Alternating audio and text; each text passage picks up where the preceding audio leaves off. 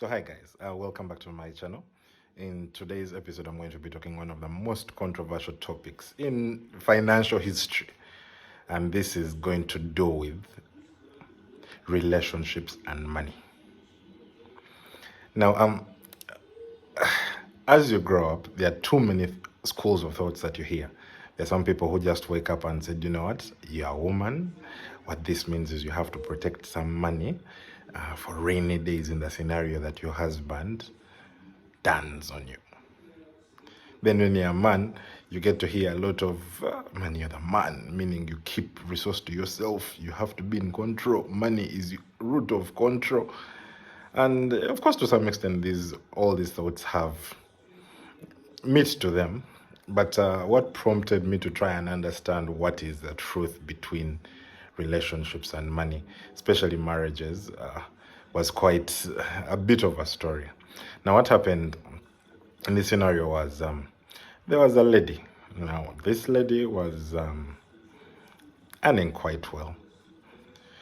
Now, given the fact that she was earning quite well, she went ahead and said, you know what, I need to begin investing. Now, part of the advice that she got was do not tell your husband about this because he might feel bad or he might, for some reason, and not like that entire situation.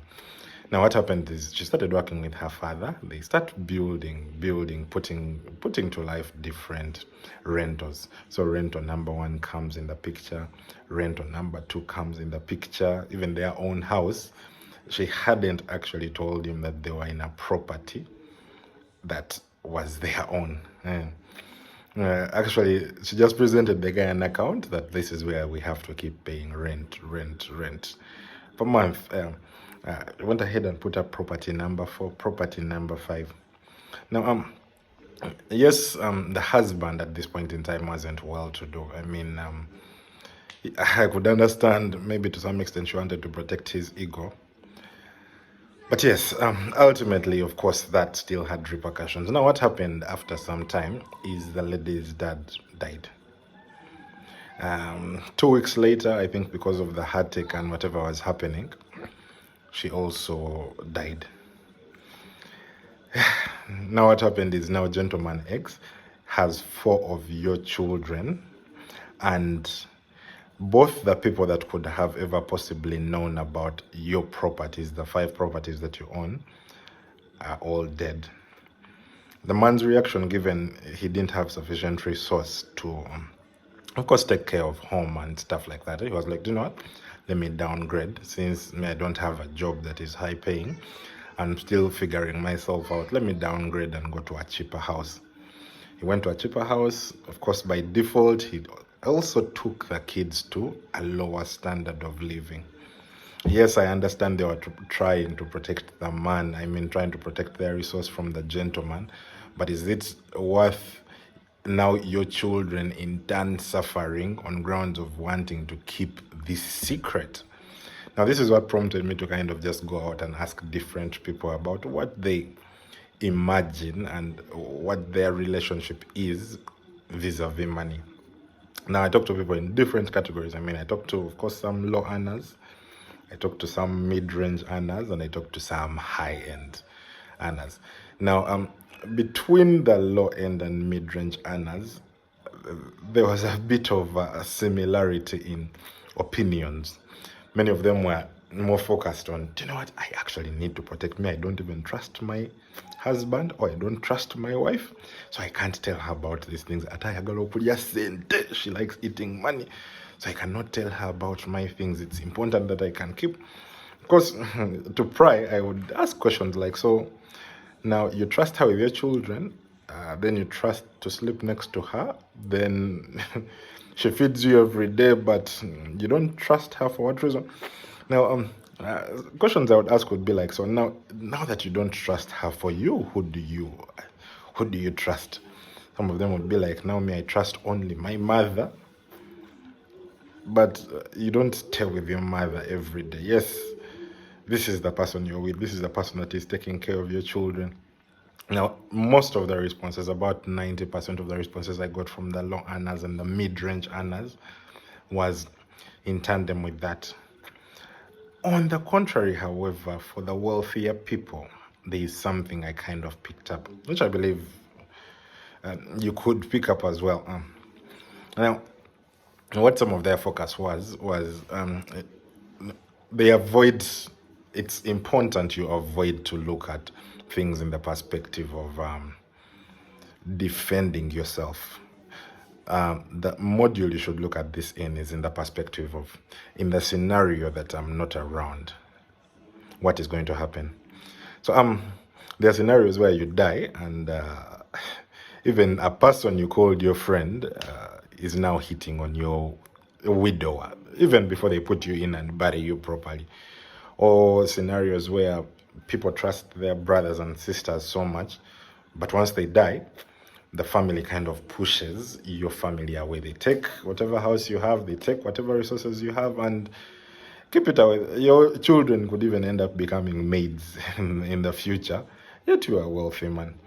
Now, what happened is, it's important you stop looking at it in the perspective of, this is how I grew up and these were the stories that I kind of had, and begin looking at it of what gives my future self, my children, the largest opportunity of survival in the future going forward. And in most scenarios, you'll get to notice that the only other person that will take care of your family, your blood, would be the parent of those children. Yes, some people tend to trust brothers, others tend to trust friends. But yes, ultimately, I don't think anyone would take care of your children as effectively as their own other parent. Now, just to drive you back to the other point. Now, this chick, in trying to hide her wealth, trying to prevent the other gentleman, now your husband has moved away, removed the children from a house which belongs to them, and taken them to a Muzigo somewhere. Now there are other five renters that, who's now going to own those renters? Now these are some of the problems that are caused by you kind of hiding wealth. And we're getting into an era whereby, if you even have money on accounts, the government comes and just takes whatever money is on those bank accounts. So you don't want to put yourself in those situations. So it's important that you figure out how best you're going to maneuver your relationship financially. What this means is, it might be important that if you're buying stocks, for example, let your partner actually know that, yes, we're buying stocks, I'm buying Facebook, I'm buying this, here is where to access, maybe I'm using this platform X, which is best out of here. In the scenario that you want to liquidate, do this, do that. Don't involve her too much of, now we are trading, no, but just help her get to understand of, this is how this should work. Or we're creating portfolio X, paying this kind of insurance, so that once I'm not in the picture, this is what it's intended for. I'm getting property number 1, property number 2, property number 3 located here. So as a starting point, in the scenario that I'm not around, do this, do that. This, I believe, is what will give your children the largest fighting point going forward. You prevent scenarios where tenants just take your partner's property just because your partner didn't want you to know about them. And from the digging down I went and did to people, I actually asked them, so, you don't trust your wife, now who do you trust? I got to notice that people are living in a lot of fighting, as if shielding themselves, but they're leaving themselves subject to just being alone, and they're the only ones who know about certain things, which you're not going to live forever. Now, when you're out of the picture, government will enjoy your money and eat it. They passed a new policy where they can take off money, off mobile money, off bank accounts, and just take it. Or whatever companies you've stored, you've bought crypto or stocks from, well, literally just use that money. So yes, from personal perspective, it is important that, yes, regardless of how much you distrust your wife, you might find yourself in a situation whereby, as compared to everyone else, she's actually the best possible person. That is if things are bad for you.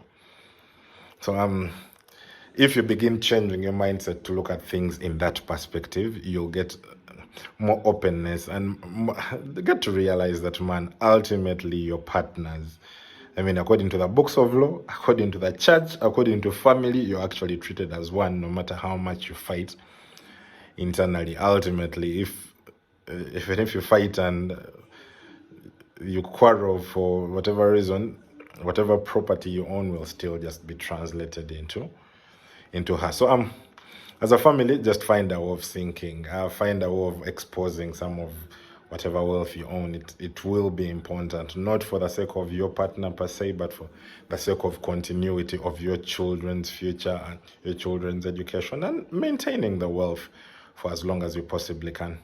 So that is my 2 cents for today. If you like the video, don't forget to hit the subscribe button and just like and share this. It goes a long way towards helping my get a bigger following. Honestly, my following is too small for the kind of free content I offer. That's all from me today, folks. Bye-bye.